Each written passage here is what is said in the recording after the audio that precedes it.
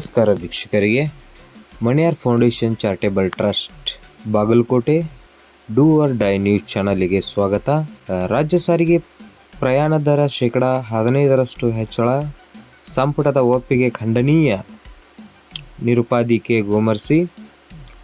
ಶಕ್ತಿ ಯೋಜನೆ ಮೂಲಕ ರಾಜ್ಯದ ಮಹಿಳೆಯರಿಗೆ ಉಚಿತ ಪ್ರಯಾಣದ ಅನುಕೂಲ ಮಾಡಿದ್ದ ಕಾಂಗ್ರೆಸ್ ಸರ್ಕಾರ, ಶಕ್ತಿ ಯೋಜನೆಯಿಂದ ಯಾವುದೇ ನಷ್ಟವಿಲ್ಲ.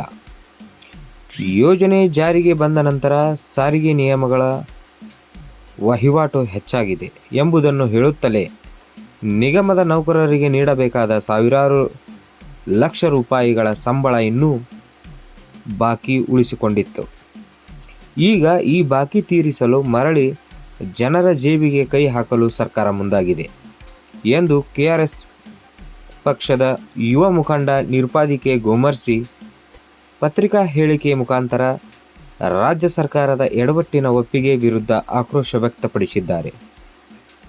ಮುಂದುವರೆದು, ಈಗ ನಾವು ಯೋಚಿಸಬೇಕಿರುವುದು, ಸರ್ಕಾರ ಜನರಿಗೆ ಉಚಿತವಾಗಿ ಕೊಟ್ಟಿದ್ದು ಏನು?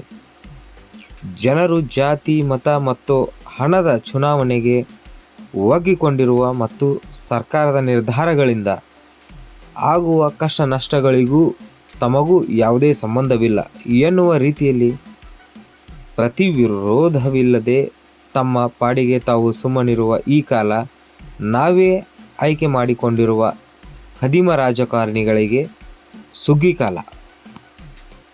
ಭ್ರಷ್ಟರು ಮತ್ತು ನಿಸ್ವಾರ್ಥಿಗಳು ನಮ್ಮನ್ನಾಳುತ್ತಿರುವಾಗ ಒಳ್ಳೆಯದನ್ನು ನಿರೀಕ್ಷಿಸುವುದೇ ಒಂದು ರೀತಿಯ ಮೂರ್ಖತನವಾಗಿದೆ. ಸರ್ಕಾರದ ಇಂತಹ ಜನವಿರೋಧಿ, ಅದರಲ್ಲೂ ಜನಸಾಮಾನ್ಯರಿಗೆ ಹೆಚ್ಚು ಹೊರೆಯಾಗುವ ನಿರ್ಧಾರವನ್ನು ಕರ್ನಾಟಕ ರಾಷ್ಟ್ರ ಸಮಿತಿ ಪಕ್ಷ ಖಂಡಿಸುತ್ತದೆ ಮತ್ತು ಸರ್ಕಾರವು ಆಡಳಿತದ ಎಲ್ಲ ಹಂತಗಳಲ್ಲಿ ಪಾರದರ್ಶಕತೆಯನ್ನು ಕಾಪಾಡಿಕೊಂಡು ಭ್ರಷ್ಟಾಚಾರಕ್ಕೆ ಕಡಿವಾಣ ಹಾಕಿ ಜನಪರ ಆಡಳಿತ ನೀಡಬೇಕು ಹಾಗೂ ಈ ಕೂಡಲೇ ಪ್ರಯಾಣ ದರ ಹೆಚ್ಚಿಸುವ ನಿರ್ಧಾರವನ್ನು ಹಿಂತೆಗೆದುಕೊಳ್ಳಬೇಕೆಂದು ಆಗ್ರಹಿಸಿದರು. ನಮಸ್ಕಾರ, ಧನ್ಯವಾದಗಳು.